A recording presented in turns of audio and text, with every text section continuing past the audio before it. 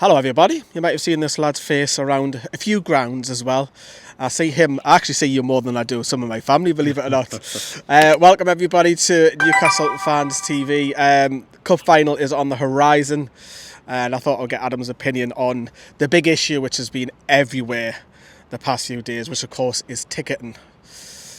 Adam, we're both on Twitter quite frequently and you've seen a lot of people who are unhappy. Are the club in a position where they can't win? Yes, I think the club is in that position, to be honest. I mean, you've seen the first time, we've got so many fans coming in now. We've got, just under 32,000 tickets to sell.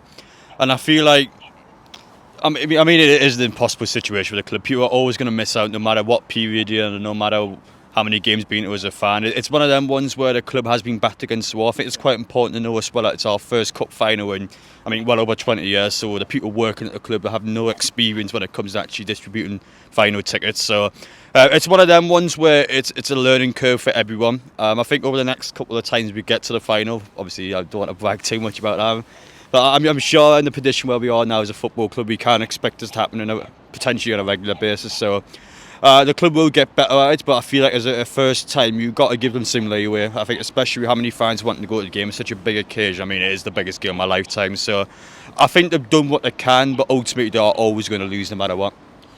I've seen that, the amount of tickets that we have sold, the ones that we did sell, which are Newcastle based, 97% of those are season ticket holders, which is great. I don't know if there's any rule, correct me if I'm wrong in the comments below, if the EFL force people the small percentage that they have to go on general sale. Maybe that's why members have got there. But the argument is, and I know one or two personally who I actually work with as well, who are season ticket holders, haven't been able to go. However, and I don't know if this is true, I mean, you might have seen this on Twitter, there's a lad who's been to one cup game in three years who's managed to get himself a ticket. They're going to argue, where's the fairness in that? Well, I think you probably could actually do that because as far as I'm aware, period 6, you only needed to go to one cup game as long as you bought a membership, which was £26 a year. Yeah. So, it's a tricky one because it depends on people's situations. For example, with me, I was in period 1, so the ballot doesn't affect me whatsoever. So I guess my opinion might be a bit neutral on this, but for example, somebody that's missed out on a game or somebody, again, who has nothing to do with the ballot, people are going to have different opinions no matter what.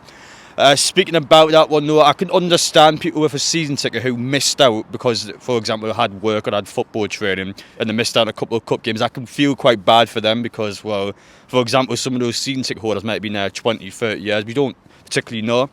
So I can understand the frustration, especially from them. But at the same time, though, when you've got members that are, of course, trying to get involved with the club now. I think the club as well is quite smart about it because, well, you see, for example, members get final tickets. It's going to encourage more people to buy memberships. So commercially, that will benefit the club. It's a tricky one. It depends how you look at it. I can understand the frustration, though. I really can for the season ticket holders because I've got a mate, for example, who goes to football train. I think he missed 2 of the cup games, so he got put in period 4 and he missed out on a ticket to Wembley. So somebody in period 6 or 7 where they only went to 1 or 2 games of the cup this season, they've got a ticket over him who's been a season ticket holder, I think probably longer, maybe 12, 13 years. So yeah, I can understand the frustration, I really can. It's a bit of a tricky one to talk about, to be honest, because it depends on who gets the tickets, who doesn't get the tickets. But ultimately, I can feel for the season ticket holders who missed out. Yeah, it is frustrating. I'll say this, I think Johnny said it, all season ticket holders for me should have been prioritised. That's just my general feel on it. Staying on the topic of tickets, people who are trying to make a quick buck or two. Obviously, tickets. Which one did you go for? I went for the 70. I think it was 73, 74. Is that the one you got? Yes. I was right by the front, so I think they were the category 1 tickets. Uh-huh. Yes. So if we're trying to flog, I don't know, see if you've got a spare ticket and you're flogging that for £600, £700. Fans have rightly got to come down hard on you because you're trying to make money off your fellow fans. I mean, that's bang out of order. Well, it's illegal straight up because of the EFL rules. So pretty much when you get a ticket, you're not allowed to resell it at all. Now, I know, for example, for away games, people can do that for face value, which, it's not as bad, but of course, when you outright looking to make a profit, especially when it's a cup final, you're just not a Newcastle fan, really, because any Newcastle fan would be... why would you not want to go?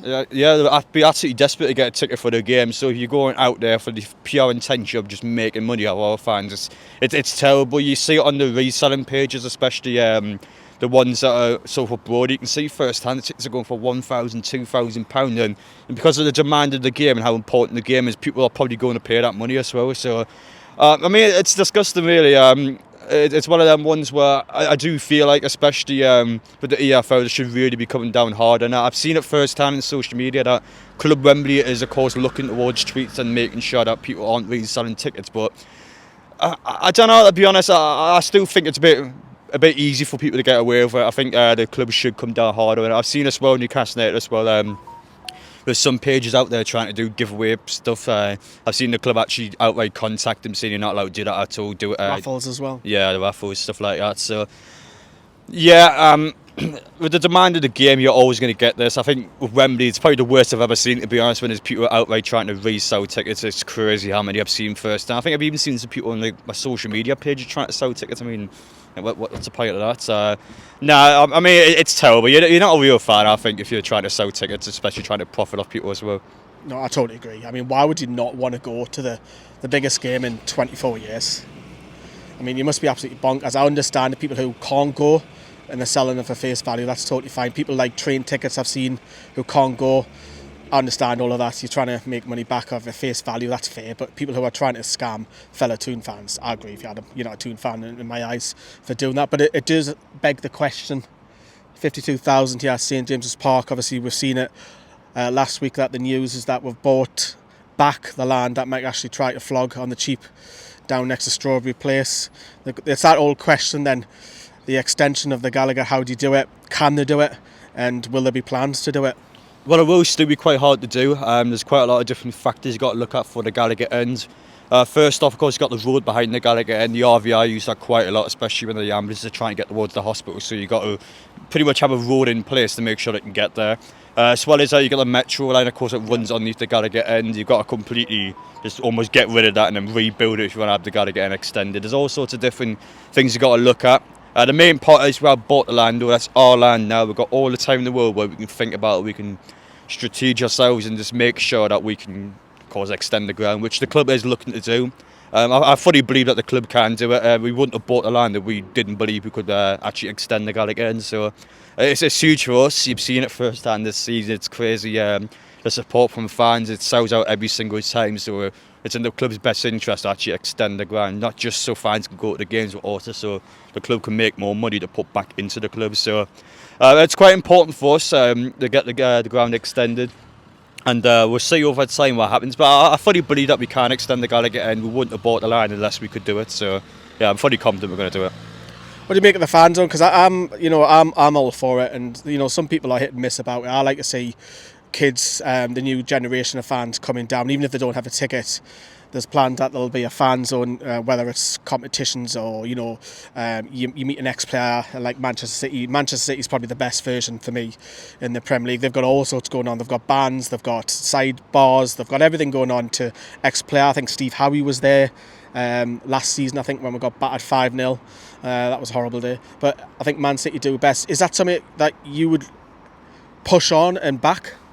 I would to some extent, yeah. I think it's good to have things like that, especially fan zones, to get kids and get families involved. I think that is good for the club. I'll probably say with Man City's example. Obviously, they've got everything around the ground. It's state-of-the-art, world class. But I mean, you walk around the ground on a match day, the atmosphere is flat. Like it's just honestly just flat. I don't know if that's because it's City, but I think in general when you push it too hard, I think it can have a little bit of a negative effect on your overall atmosphere around the ground. But I think something like a fan zone's great. Of course, if you can get something like an ex-Newcastle player outside the ground, of course, bigging up the fixture, I think it's a good thing. And I mean, I'm not too sure exactly what we would do with the fan zone down there, to be honest. I haven't really had much of a chance to look into it. I can imagine we have stuff like, I don't know, like a little football challenge for the kids and stuff like that.